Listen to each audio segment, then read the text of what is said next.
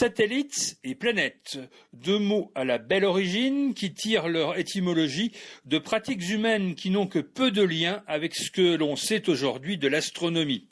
La planète, pour commencer, terme emprunté au bas latin pour évoquer un vagabond, l'un de ces personnages qui ont traversé la vie sans bénéficier ni d'un emploi stable ni d'un domicile fixe.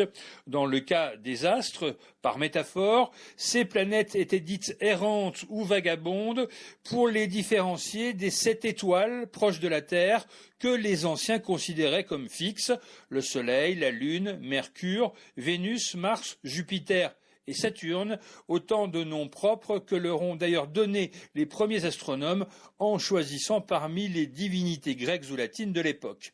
Et tournant autour de ces planètes, on trouve des satellites, mot qui lui descend du latin satelles, qui évoque lui l'homme de main, le garde du corps, l'escorte ou la personne qui obéit aux ordres du chef.